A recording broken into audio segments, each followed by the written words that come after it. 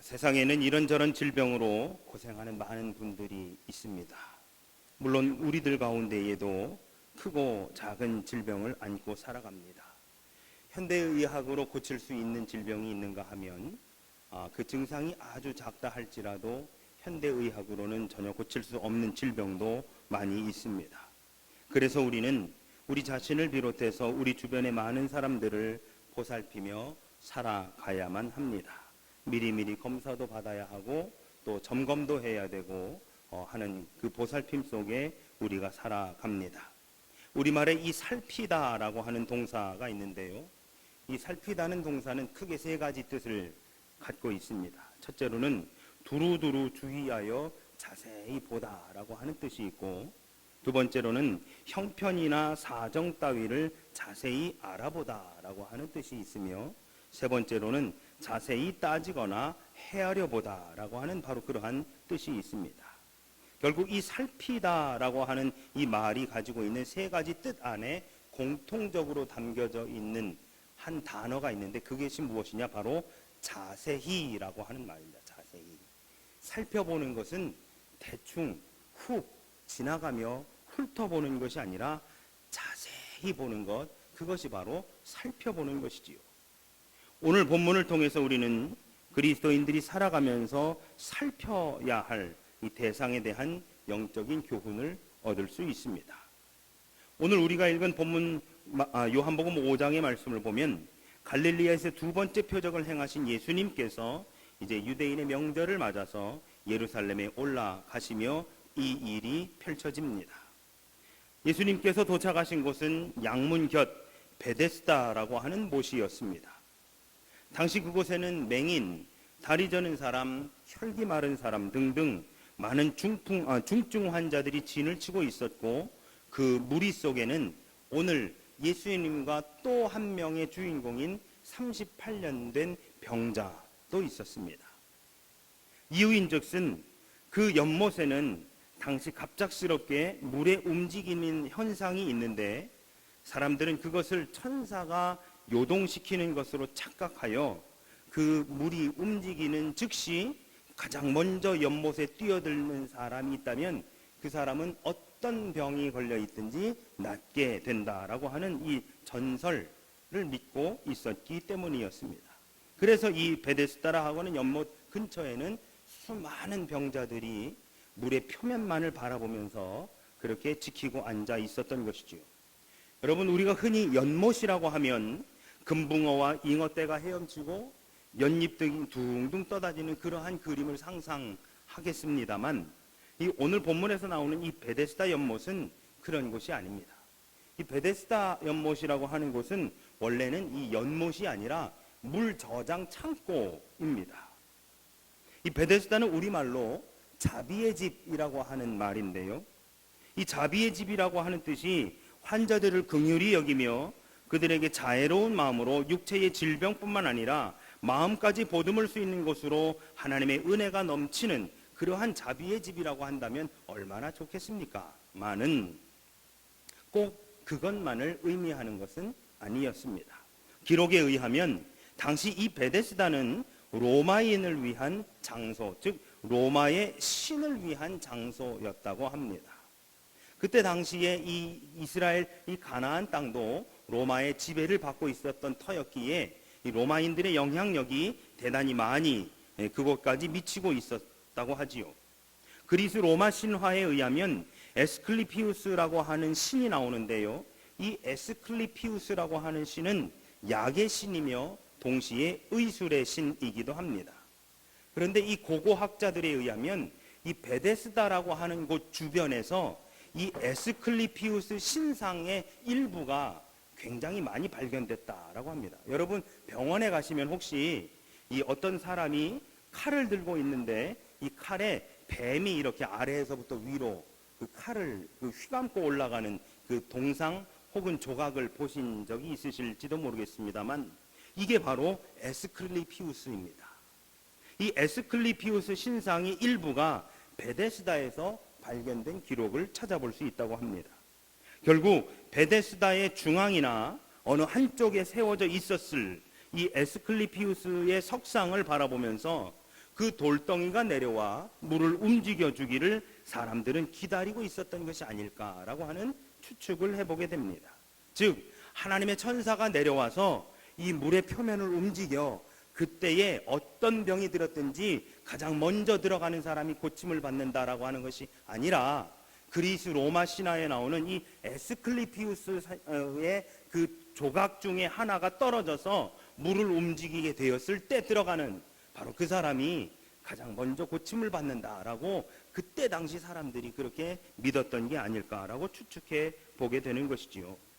나아가 그렇게 에스클리피우스를 기다리고 있었던 바로 그 사람들을 보신 오늘 이 요한복음 5장에 바로 그곳에 도착하신 그 예수님의 마음은 어떠셨을까? 38년 된 병자가 얼마나 오랫동안 이 베데스다 연못가에 앉아서 물이 움직이기를 기다렸는지는 잘 모르겠으나 그에게 있었던 것 하나는 병 고침을 받고자 하는 그 간절함이었을 것입니다. 낫고자 하는 간절함은 아마 처음 발병해서 다리를 쓰지 못했을 때부터 예수님과 대화하는 지금 이 순간까지도 지극했을 것이 분명합니다. 하지만 간절함이 있다고 해서 모든 것이 다 이루어지는 것은 아닙니다. 그 간절함을 이루고자 애달프게 바라보는 그 에스클리피우스 석상, 그리고 그들이 믿고 있었던 그 그리스 로마 신화, 바라보고 있는 곳이 영 엉뚱하니 그 간절함이 이루어질 리 만무할 수밖에 없었던 것이지요.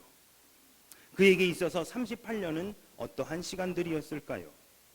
그 사람이 병을 알아온 지 38년이 되었다는 것은 성경에 나타나 있지만 그가 그 베데스다 연못에 얼마 동안 있었는지는 성경에 나타나 있지는 않습니다. 그저 하염없이 소망 없이 그저 물의 표면만을 바라보면서 그 표면이 움직이기를 하루 종일 그것만을 바라보고 있는 바로 그 사람, 그리고 그 사람 앞에 나타나신 예수님. 그는 예수님께 이렇게 이야기를 합니다. 7절 말씀, 주여 물이 움직일 때에 나를 못에 넣어주는 사람이 없어 내가 가는 동안에 다른 사람들이 먼저 내려가나이다. 여기서 주여라고 하는 말은 그저 자신보다 신분이 높은 사람을 향해서 부르는 호칭이지 오늘날 우리처럼 예수님을 알아보고 주여라고 부르는 것이 절대로 아닙니다. 병을 고치실 수 있는 분이, 자신을 구원해 주실 수 있는 분이 바로 예수님이라고 하는 사실은 망각한 채 그저 자신이 현재 상황에 대해서 하소연만 하고 있는 바로 그러한 모습을 우리가 보게 되지요. 그런 그를 향해 예수님께서 말씀하십니다. 8절, 예수께서 이르시되 일어나 내 자리를 들고 걸어가라. 그러자 그 사람이 곧 나아서 자리를 들고 걸어가는 모습을 9절에서 보게 되어집니다. 9절 말씀, 그 사람이 곧 나아서 자리를 들고 걸어가니라. 우리는 오늘 본문의 말씀을 통해서 이 병자의 믿음 없음을 보며 안타까운 마음을 금할 길이 없습니다. 심지어는 혀를 ጭጭ하면서 어이구 하는 마음으로 우리가 이 사람의 에피소드를 읽어 나아가게 되지요. 그런데 여러분, 오늘 본문에 나온 이 병자만 이런 믿음을 가지고 있는 것이 아니라 창세기 37장부터 등장하는 한 인물이 있으니 그도 이 사람과 비슷한 수준의 신앙을 갖고 있었던 때가 있었습니다. 창세기 37장부터 등장하는 아주 중요한, 우리가 너무 잘 아는 인물이지요. 바로 요셉도 그와 같은 수준의 믿음을 갖고 있었던 때가 있었더라라고 하는 것입니다. 여러분, 우리는 요셉이라고 하면 형들에 의해 시기를 받아 애굽에 팔려갔던, 아버지에게 가장 사랑 많이 받았던 바로 그 아들. 두 번째, 그러나 믿음을 지키고 성실했기에 애굽의 장수 보디발의 집에서도 인정받고 그 집의 집사로 일했었던 사람. 세 번째, 그 보디발의 아내에게 누명을 써서 그 바로의 감옥에 갇혔으나 끝까지 믿음을 지켰던 사람. 네 번째, 바로의 꿈을 해석하여 결국 애굽의 총리가 되어서 아버지와 모든 형제들이 애굽으로 올 수 있도록 한 사람으로 우리는 요셉을 그렇게 기억합니다. 요셉 하면 좋은 이미지만 그려져 있지 나쁜 이미지는 별로 그려져 있지 않습니다. 그런데 오늘 요셉도 이 본문의 병자와 같은 그러한 수준의 믿음을 갖고 있었다는 것 한번 살펴보려고 합니다. 형들에게 팔려가서 죽을 고비를 몇 차례 넘기기까지 하나님을 의지하며 믿음을 지켰던 요셉, 그로 인해서 애굽의 총리까지 되었던 이 요셉도 오늘 본문 속 병자의 믿음과 비슷한 그 수준의 믿음을 갖고 있었던 그 순간, 창세기 40장에서 옥에 갇힌 요셉이 바로의 떡 굽는 관원장과 술 맡은 관원장의 꿈을 해석해주는 장면이 등장합니다. 꿈 해석에 의하면 떡 굽는 관원장은 사흘 후에 죽게 될 것이고, 술 맡은 관원장은 다시 풀려나 복직해서 바로 옆에서 다시금 그 술을 맡아 바로를 모시게 될 것이다 라고 그렇게 해석을 해주지요. 특히 이 바로의 술 맡은 관원장을 꿈을 해석해 주면서 다시 복직될 것이다 라고 말한 뒤에 창세기 40장 14절에 보니까 이렇게 기록되어 있습니다. 당신이 잘 되시거든 나를 생각하고 내게 은혜를 베풀어서 내 사정을 바로에게 아뢰어 이 집에서 나를 건져주소서. 쉽게 말하면 술 맡은 관원장에게 이제 풀려나서 복직하면 바로한테 가서 나에 대해 잘 좀 얘기해줘서 내가 좀 감옥에서 좀 나가게 좀 해주십시오라고 소위 청탁하고 있는 겁니다. 지금까지 숱한 고난 속에서도 온전히 하나님만을 바라보며 견고히 이겨왔었던 바로 이 요셉이 한 일이라고는 믿겨지지 않습니다. 그런데 그 후에 어떻게 되었습니까? 자기가 원한 대로 되지 않았습니다. 창세기 40장 23절에 보면 술 맡은 관원장이 요셉을 기억하지 못하고 그를 잊었더라 라고 되어 있지요. 요셉의 생각대로, 요셉의 계획대로 이루어지지 않았습니다. 술 맡은 관원장이 자신의 꿈 해석대로 다시 복직이 된 후에 바로에게 자신의 사정을 이야기하면 자신도 감옥에서 나갈 수 있게 될 것이라고 생각했던 요셉의 계획은 수포로 돌아갔습니다. 요셉은 그 순간 바로 그 술 맡은 관원장이 자신을 감옥에서 나갈 수 있도록 해줄 수 있으리라고 믿었던 것 같습니다. 억울하게 그곳에 갇히게 된 자신의 사연을 구구절절히 쏟아내놓고는 자신을 기억해달라고 하소연하고 절절히 매달리기까지 합니다. 지금까지 믿음을 간직하며 하나님만을 바라보았던 요셉도 이 기회 앞에서 순간적으로 믿음이 흔들렸고, 이에 하나님이 아니라 술 맡은 관원장이 나를 이 감옥에서 꺼내줄 것이라고 그렇게 오해하고 있었던 것이지요.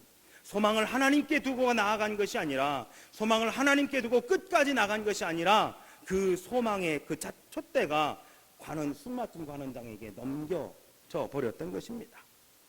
천하의 요셉도 하나님께 그토록 사랑받아 이방의 애굽에서 총리까지 된 요셉도 순간의 판단착오로 큰 실수를 범했었음을 우리는 성경 말씀을 통해서 보게 됩니다.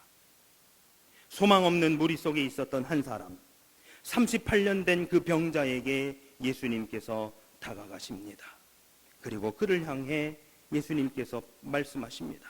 내가 낫고자 하느냐. 그리고 8절에서 예수께서 이르시되 일어나 내 자리를 들고 걸어가라 하고 그렇게 말씀하십니다. 그러자 그 사람이 곧 나아서 자리를 들고 걸어갔다라고 성경은 말합니다. 기적과도 같은 치유가 일어난 것이지요. 다른 것을 보고 있었으나, 예수가 누구인지 알아보지 못했으나 예수님은 치유의 은혜를 베풀어 주셨습니다. 그리고 그가 왜 그런 병에 걸리게 되었는지를 오늘 본문에서 읽지는 않았지만 14절 그리고 그 이후 다시 그와 대면하게 되신 예수님의 말씀을 통해서 우리는 알 수 있습니다.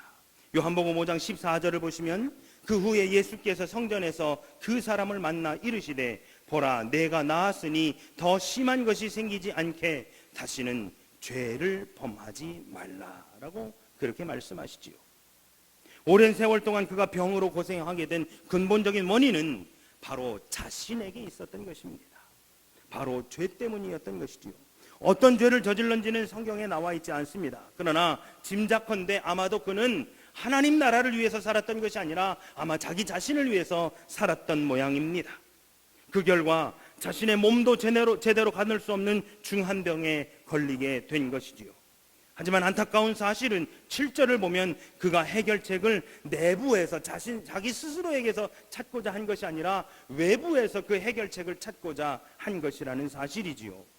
병자가 대답하되 주여 물이 움직일 때에 나를 못에 누워주는 사람이 없어 내가 가는 동안에 다른 사람이 먼저 내려가나이다. 즉 이 병을 고치기 위해서는 내 안에 내 영적인 문제가 해결되면 됩니다라고 예수님께 그렇게 외친 것이 아니라 저 물에 먼저 들어가면 되는데, 저 물이 움직이면 저 물에 먼저 들어가면 되는데, 내가 가는 동안 다른 사람이 먼저 들어가서 내가 저 물에 제일 먼저 들어가지 못해, 그래서 내가 병에 낫지 못하고 있습니다라고 그렇게 이야기하는 것이죠.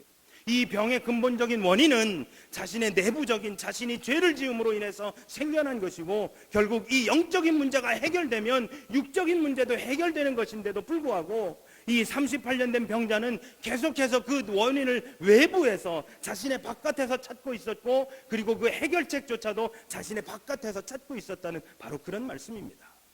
그러니 저 물에 빨리 들어가야 되고, 저 사람한테 빨리 저 사람이 가기 전에 내가 먼저 가야 되고 하는 이 외부적인 것들만 계속해서 바라보고 있었다는 것이지요. 여러분, 우리는 어떻습니까? 어떠한 문제 앞에, 엉켜있는 실타래 앞에서 그 해결책을 내 안에서 찾고자 하십니까? 아니면 밖에서 찾고자 하십니까? 우리는 나 자신의 죄인됨을 먼저 바라보아야 할 것입니다. 태초에 아담과 하와가 선악과를 먹은 이후에 인간이 죄를 짓게 되었지요.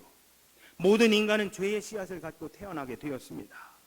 그러므로 우리는 우리가 죄인임을 알아야 합니다. 우리가 지금 이 순간에도 죄인임을 알아야 합니다. 그리고 그 사실을 바라보고 고백해야 하는 것이지요. 제가 청소년 시절에 제일 좋아했었던 찬양 사역자가 있었습니다. 그가 누구냐면 서울대학교 음악대학 성악과를 졸업하고 오페라 가수가 되거나 하지 않고 CCM 복음성가 가수가 된 박종호라고 하는 사람입니다. 혹시 여러분 아십니까? 그의 동기가 누구냐면 조수미, 조영남, 이 사람들이 서울대 음대 동기입니다. 이 박종호 형제가 한번 콘서트를 하는데 제가 가본 적이 있었더랬습니다. 그가 간증을 하는데요, 뭐라고 하냐면 자기는 고등학교 시절까지는 예수를 몰랐대요. 그리고 서울대학교에 딱 합격을 해서 입학을 했더니만 2개의 기독교 서클에서 자기한테 와가지고 자기네 서클에 가입하라고 권유를 하더랍니다. 한 군데는 어디였느냐? 예수전도단이었다는. 예수전도단은 와가지고 그 선배들이 자기한테 하는 말, 종호야, 하나님이 너를 사랑하셔 라고 맨날 그렇게 이야기하더래요. 그렇지 않아도 종교의 필요성을 느끼고 있었던 자기가 예수전도단에 가입할까라고 하는 생각을 했었답니다. 또 한 군데는 어디냐? IVF입니다. 여러분 IVF라고 들어보셨습니까? 이 예수전도단은 찬양하고 뭐 같이 은혜 나누고 그리고 선교하는 그러한 동아리가 그 예수전도단이고요. 그리고 이 IVF는 모여가지고 성경 공부하고 이렇게 뭐라고 할까요? 이렇게 그 연구하는 그러한 동아리입니다. 이 IVF가 약간 좀 율법적인 측면이 없지 않아 있습니다만, 이 IVF 선배들은 와가지고 자기한테 뭐라고 하냐면 종호야, 넌 죄인이야 라고 얘기하더래요. 그러니 예수를 전혀 모르는 이 사람이 하나님은 너를 사랑하셔 하는 동아리를 들어가겠습니까? 너는 죄인이야 하는 동아리를 들어가겠습니까? 당연히 하나님 너를 사랑하셔 하는 동아리를 들어가죠. 그리고 그 동아리 들어가가지고 하나님을 알게 되고 예수를 영접하고 점점 알아가면 알아갈수록 자기 입에서 나오는 고백이 무엇이냐? 하나님, 나는 죄인입니다 라는 고백이 나오더라는 것이지요. 여러분, 하나님이 우리를 왜 사랑하시느냐?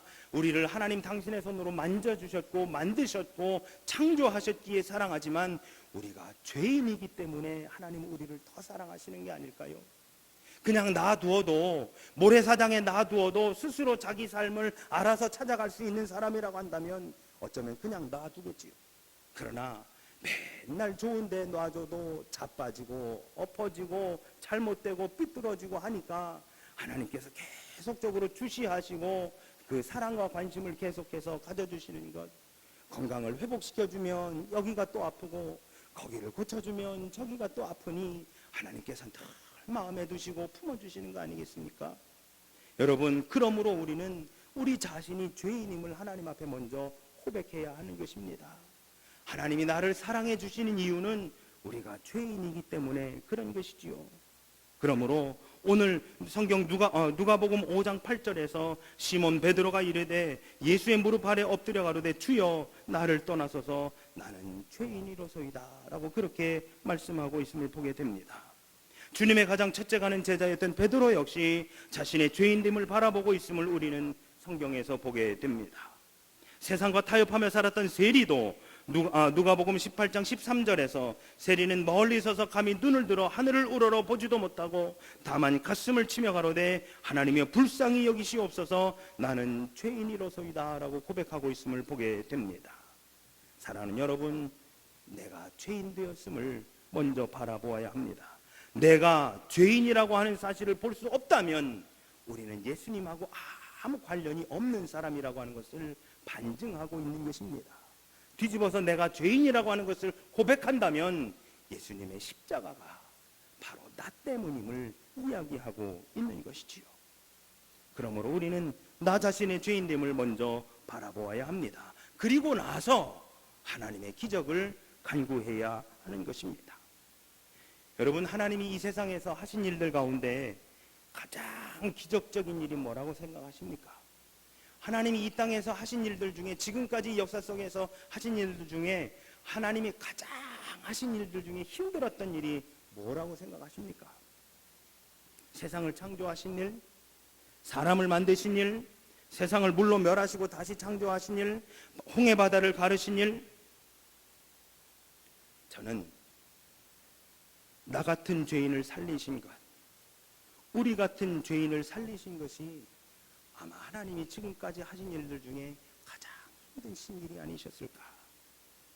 죽을 수밖에 없었던 우리들을 다시금 용서해 주시고 당신의 그 품에 다시 품어주신 바로 그것을 위해 당신의 하나밖에 없는 아들을 십자가에 달려 죽게 만드신 바로 그 사건, 그것이 우리 하나님이 하시기 제일 힘드신 일이 아니셨을까요? 세상이 상상할 수 없을 만큼 많은 돈을 벌게 해주시는 것도 아니요, 의사도 고칠 수 없는 병을 고쳐주시는 것도 아니며, 아무도 해결할 수 없었던 문제를 해결해 주신 것도 아닌 정말 영원히 죽을 수밖에 없었던 우리를 다시금 살 수 있도록, 아니 영원한 생명을 소유할 수 있도록 해주신 바로 그 사건이야말로 이 세상에서 하나님이 하신 일들 가운데 가장 위대한 일이고 어려운 일이었으며 가장 놀라운 기적이 아닐 수 없는 것입니다. 지금 내가 살고 있는 것은 내가 산 것이 아니라 바로 하나님의 기적으로 말미암아 살고 있는 것입니다. 그래서 사도 바울은 고린도전서 15장 10절에 나의 나된 것은 하나님의 은혜라고 고백하고 있습니다. 여러분, 우리가 그리스도의 자녀가 된 것이 바로 기적이 아니겠습니까? 우리가 하나님을 알게 된 것이 바로 기적이 아닐까요? 우리가 지금 이 시간에 여기에서 하나님께 예배드리는 것이 이 땅에서 있었던 가장 놀라운 사건이며 가장 큰 기적이 아닐까요? 우리의 삶 가운데 가장 큰 기적은 죽을 수밖에 없었던 병마에서 고침받은 것이 아니라 바로 지금 이 순간 이 자리에서 예배드리는 것, 바로 그것이 가장 큰 기적이 아니겠습니까?